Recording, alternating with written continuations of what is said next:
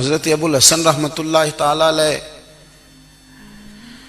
حضرت معاذ ابن جبل رضی اللہ تعالیٰ عنہ کے پاس بیٹھا کرتے تھے. فرماتے ہیں ان سے جو پیار بڑھا تو پھر میرا مصلی سے بھی بڑھ گیا. تابعی ہیں. فرماتے ہیں صحابی رسول سے محبت ہوئی تو ذکر سے بھی ہو گئی, پھر درود شریف سے بھی ہو گئی. محبت ان سے بڑھی تو پھر اللہ نے مسجد کا پیار بھی بڑھا دیا. آپ فرماتے ہیں کہ میری ہر وقت طبیعت چاہتی تھی کہ بس اللہ اللہ کروں, بس اللہ اللہ کروں, بس نہ میں ذرا تھوڑی جان چھڑاؤں لوگوں سے, کو 10 منٹ ملے تو میں کو 4 نفل پڑھ لوں, میں تھوڑا سا نہ بچوں لوگوں سے, اور مجھے تسبیح ملے تو میں نہ کو 400-500 دفعہ استغفار پڑھوں, سبحان اللہ الحمدللہ اللہ اکبر لا حول ولا قوت الا باللہ, میں نہ تسبیحات پڑھوں. فرماتے ہیں کہ بچے تھے گھر میں 6-7, غربت تھی, کام ملتا کوئی نہیں تھا, اور میں کام چور نہیں تھا, کام ڈھونڈتا تھا, پر اللہ کی قدرت کے کام نہیں ملتا تھا. فرماتے ہیں کہ میں نے ایک دن اپنی اہلیہ سے کہا کہ آج میں پھر جاتا ہوں کام ڈھونڈنے. تو میری بیوی بڑی فرما بردار تھی, پر اس دن نہ غربت کے ہاتھوں تنگ آ کے کہنے لگی آج نانا کوئی تو چیز لے کے آیا. تو مجھ سے بچوں کی بھوک نہیں دیکھی جاتی. یہ سب روگاں دا روگ محمد جس دا نام غریبی, کنڈ بلا کے لنگ جاندے نہیں دوست یار قریبی. آج نہ کچھ لے کے آیا تو میں بچے لے کے میکے چلی جاؤں گی.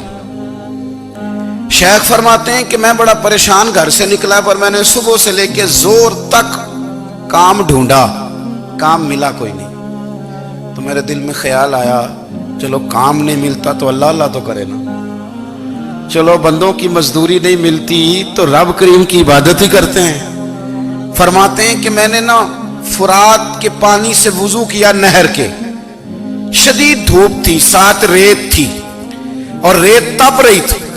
میں نے اپنا رومال وہیں مصلی کے طور پر بچھا لیا, اور فرماتے ہیں کہ زور سے لے کر عصر تک نماز پڑھی. دھوپ بھی پورے زور پہ, پر میرے سجدے کا ذوق بھی پورے زور پہ. فرماتے ہیں سورج بھی چمک رہا ہے اور رب کی عبادت کا ذوق بھی پورے زور پہ. میں سجدہ کروں تو پھر میرا اٹھانے کو جی نہ چاہے. میرے استاد لکھا کرتے تھے, یہ ان کا شعر ہے, وہ کہا کرتے تھے مجھے سوز دے, مجھے ساز دے, اور مجھے نیم شب کا نیاز دے, دم سجدہ خود کو میں توڑ دوں, مجھے ایسا ذوق نماز دے. اور میں تیری بہار کا پھول ہوں, میں کھلا بھی ہوں تو تیرے لیے, مجھے میری شاخ سے توڑ لے, مجھے اپنی زلف کا ناز دے.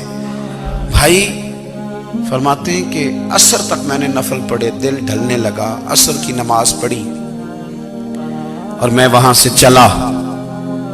اب میں جب نکلنے لگا تو دل میں خیال آیا کہ چھوٹی چھوٹی دیواریں ہیں گھر کی, بغیر کچھ لیے جاؤں گا تو بیوی دور سے دیکھے گی تو شور کرے گی کہ پھر خالی ہاتھ آ گیا ہے. کہتے میں نے اپنے اسی رومال میں جس میں میں نے نماز پڑھی تھی نا, رومال میں کی آخی دے پنجابی جسافہ کہتے ہیں, اسی میں نا میں نے کچھ ریت بھر لی کہ وہ دور سے دیکھے گی تو سمجھے گی کچھ لے کے آیا ہے, چلو جا کے اسے بتا دوں گا کہ آج پھر مزدوری نہیں ملی. کہتے ہیں وہ ریت لے کر جب میں گھر میں گیا تو پہلے بیوی دروازے پہ کھڑی ہوتی تھی, پوچھتی تھی خالی ہاتھ آ گئے ہو؟ آج میں نے دیکھا تو ہے ہی کوئی نہیں. فرماتے ہیں میں اندر داخل ہوا, سلام لیے, کونے میں نے وہ رومال رکھ دیا اور میں نے آواز دی کہ بھلی مانس کہاں ہو؟ تو وہ کہنے لگی آپ منہ ہاتھ دھو لیں, میں روٹی لے کے آئی. میں نے کہا روٹی کہاں سے آ گئی؟ یہاں تو کئی دنوں کے فاقے, تو کئی دنوں کی غربت ہے, یہاں تو اس گھر میں تو فقیری ہے. فرماتے ہیں کہ وہ روٹی لے کے آئی اور اس وقت کی جو موجودہ نعمتیں تھیں, سمجھ لیں سلاد, اچار, ہر چیز ساتھ لائی. میں نے کہا کہ بچے کہاں گئے؟ کہنے لگی وہ کھانا کھا کے کھیلنے گئے, آپ کھانا کھا لیں آ جاتے. کھانا اس نے چن دیا. میں نے حیرت انگیز لہجے میں ساری نعمتیں اپنے دسترخوان پہ دیکھ کر کے بیوی سے پوچھا یہ کہاں سے آیا کھانا؟ بچوں کو تو نے کہاں سے کھانا کھلایا؟ یہ سارا کچھ کیسا ہے؟ کہنے لگی پتہ نہیں آج آپ کس کریم کی مزدوری کرنے چلے گئے تھے, پتہ نہیں کس کریم کی, میرے گھر میں تو اتنی نعمتیں آئی ہیں کہ مجھ سے سنبھالی نہیں جا رہی, اتنا اناج ہے, اتنا گندم ہے, کس کریم کے دروازے آج چلے گئے تھے؟ یہ کہتے کہتے وہ اٹھی اور اٹھ کر کے کہنے لگی پہلے بڑا کچھ آیا تھا, اب کیا لے آئے ہو؟ اور جا کر کے نا اس نے وہ ریت والا رومال کھولا کہنے لگے میں تو لے کے آیا تھا ریت، تو میرے رب نے اسے بھی سونے اور ہیرے بنا دیا تھا۔ جب آپ کی توجہ اللہ کی جانب، میرے نبی پاک صلی اللہ تعالی علیہ وسلم نے فرمایا ہر چیز اپنے رب سے مانگ، ہر چیز مانگ، ہر چیز مانگ۔ یا رسول اللہ کیا کچھ؟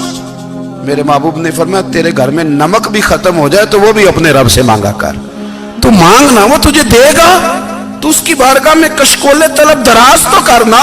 اور ترمذی شریف میں عجیب لفظ ہے، رسول کائنات نے فرمایا، رب کریم فرماتا ہے جب میرا بندہ ہاتھ اٹھاتا ہے نا تو مجھے حیا آتی ہے کہ میں خالی کیسے لوٹا دوں اس کے۔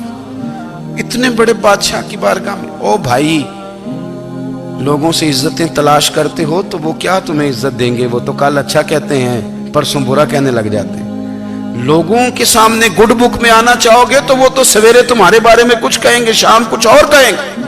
اپنی روحانی زندگی آباد کریں، اپنے مسلح کو وقت دیں، اور دنیا سے چھپ کر اس موبائل کو بند کر کے اور اپنے آپ سے بھی چھپ کے اور تنہا ہو کے چھپا کے سارا کچھ اپنے آنسو اپنے رب کی بارگاہ میں پیش کریں، اس کے حضور حاضری دیں۔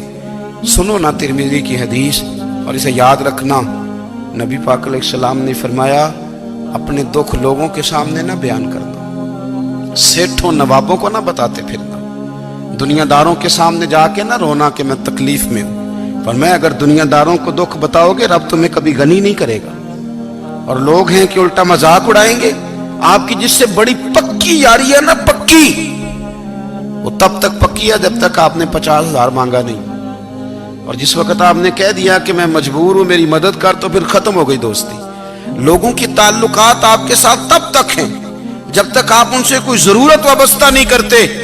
کریم محبوب فرمانے لگے بندوں کے سامنے دکھ نہ بیان کرنا، اللہ تجھے کبھی غنی نہیں کرے گا۔